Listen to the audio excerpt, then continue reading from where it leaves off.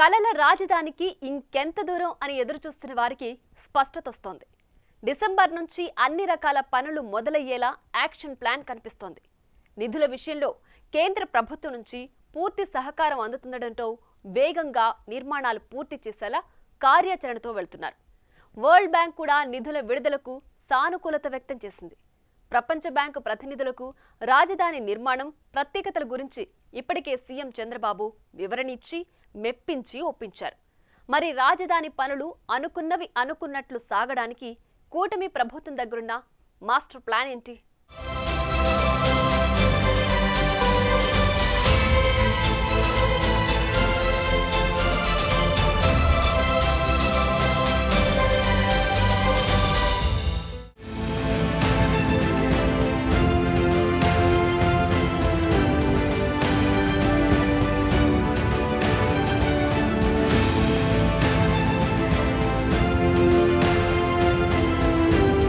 అటు అమరావతిలో 24,000 ఎకరాల్లో జంగిల్ క్లియరెన్స్ పనులను ప్రభుత్వం ఇటీవలే చేపట్టింది.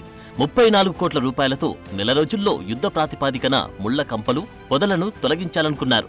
అయితే భారీ వర్షాలు వరదలతో ఆ పనికి కాస్త ఆటంకాలు వచ్చాయి. బుడమేరు వరద సహాయాల్లో పాల్గొనేందుకు ప్రొక్లైన్లను విజయవాడకు తరలించారు. మరికొన్ని రోజుల్లో ఈ పనులు పూర్తవనున్నాయి.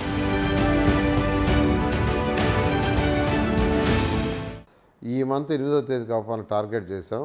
అనుకున్న విధంగానే పాపం వాళ్ళు చేశారు. అయితే 31వ తేదీ వచ్చిన ఫ్లడ్ వల్ల అంటే మొత్తం సిటీ అంతా వచ్చింది. వర్షాల వల్ల యాక్చువల్గా దాన్ని ఆపి అక్కడ ఉన్న ప్రొక్లైన్లోనే యాక్చువల్గా ఈ సిటీలో ఈ కెనాల్స్ తీయడానికి డైవర్ట్ చేసాం. ఎందుకంటే ఇక్కడ అవసరం కాబట్టి, ఎమర్జెన్సీ కాబట్టి డైవర్ట్ చేసాం.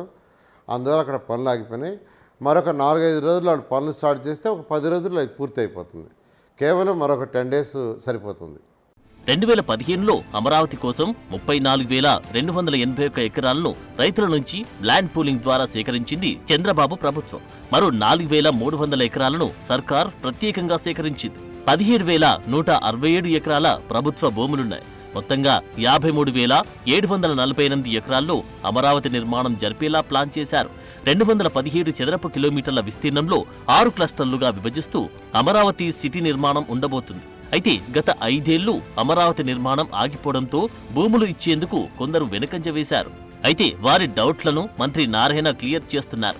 ల్యాండ్ పూలింగ్లోని బెనిఫిట్ ఉంటుందని చెబుతున్నారు. రాజధాని రైతులకు కౌలు డబ్బులు జమ చేశారు. ఎవరు ముందు సైట్ ఇస్తే బెస్ట్ ప్లాట్ ఇచ్చేలా చూస్తున్నారు.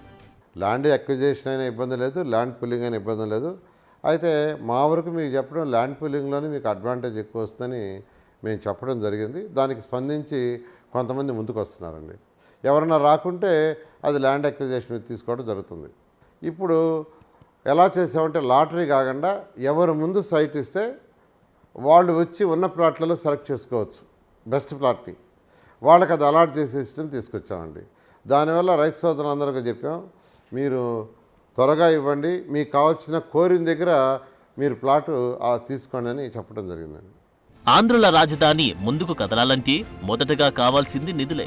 అయితే కేంద్ర ప్రభుత్వం ఈ విషయంలో పూర్తిగా సహకరిస్తోంది. మొన్నటికి మొన్న కేంద్ర బడ్జెట్లో అమరావతి నిర్మాణానికి 15,000 కోట్ల రూపాయలు ఆర్థిక సహాయం ఈ ఆర్థిక సంవత్సరంలోనే ఇస్తామన్నారు. అంతేకాదు జాతీయ, అంతర్జాతీయ ఫైనాన్స్ సంస్థల ద్వారా రుణాలు సేకరించుకునేందుకు అవకాశం కూడా కల్పించింది. దీంతో ప్రపంచ బ్యాంకు నుంచి నిధుల సమీకరణకు చంద్రబాబు ప్రభుత్వం ప్లాన్ చేస్తోంది. వరల్డ్ బ్యాంక్ ప్రతినిధులు ఇప్పటికే ఏపీలో 2 సార్లు పర్యటించారు. వారికి సీఎం చంద్రబాబు రాజధాని గురించి పూర్తిగా వివరించారు. రుణం తీర్చడానికి ఎంత సమయం పడుతుంది, ఎలా తీరుస్తారు తదితర అంశాలను ప్రపంచ బ్యాంక్ ప్రతినిధులు అడిగి తెలుసుకున్నారు. సంతృప్తి చెందిన వరల్డ్ బ్యాంక్ నిధుల మంజూరుకు సానుకూలత వ్యక్తం చేసింది. 2016 అంచనాల ప్రకారం అమరావతి పూర్తిస్థాయి నిర్మాణం, మౌలిక వసతులు, సౌకర్యాలకు ఓవరాల్ గా 1.09 లక్షల కోట్ల రూపాయల నిధులు అవసరమన్న అంచనాలు వేశారు. ఇందులో capital city master plan phase 1 అంచనా వ్యయం 51,687 కోట్ల రూపాయలుగా ఉంది. మౌలిక వసతులు, ప్రభుత్వ భవనాల నిర్మాణానికి ఇప్పటికిప్పుడు 40,000 కోట్ల రూపాయలు అవసరమని లెక్కలేస్తున్నారు.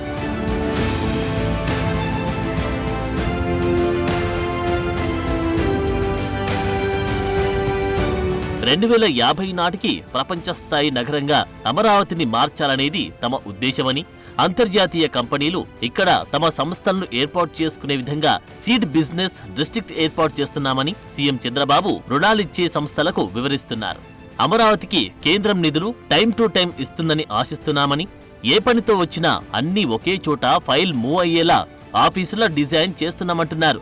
ప్రపంచంలోని టాప్ 5 రాజధానుల్లో అమరావతి ఒకటవుతుందన్న నమ్మకంతో కూటమి ప్రభుత్వం ఉంది. అందుకే రాజధాని పనులు ఎక్కడ ఆగకుండా చూసుకుంటున్నారు. ఈరోజు తీసుకోండి, ఏదైనా ఒక డిపార్ట్మెంట్ పని కావాలంటే సెక్రటరీ అక్కడ ఉంది. హెచ్ఓడి బిల్డింగ్స్ ఎక్కువ విజయవాడ అండ్ గుంటూరులో ఉన్నాయి. వాళ్ళ పని బాగుంటే గుంటూరు పరిగెత్తాలా, మళ్ళీ అమరావతి పరిగెత్తాలా? అలా కాకుండా ఈ డిజైన్ ముఖ్యమంత్రి గారు చాలా క్లియర్గా చెప్పారు.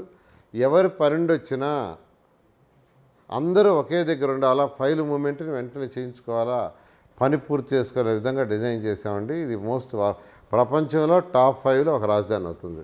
అమరావతి ప్రాంతానికి కనెక్టివిటీ క్రమంగా పెంచుతున్నారు.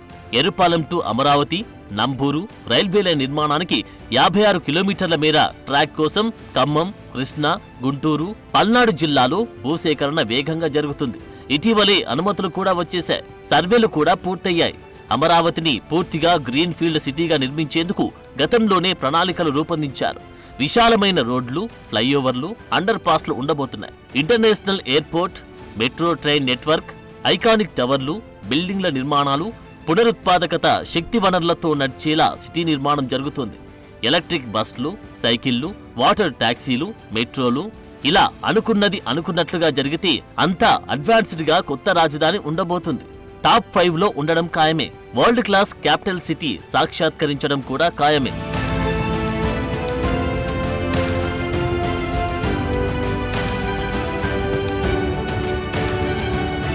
అమరావతి ఆంధ్రుల సెంటిమెంట్. రాజధాని త్వరగా కంప్లీట్ కావాలన్న ఉద్దేశంతో జనమున్నారు.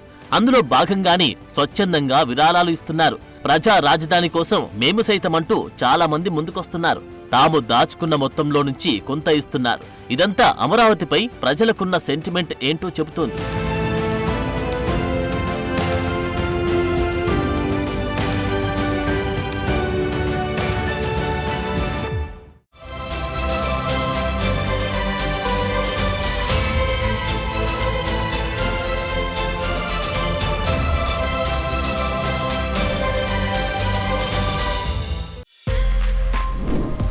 For more videos like this, subscribe Big TV channel.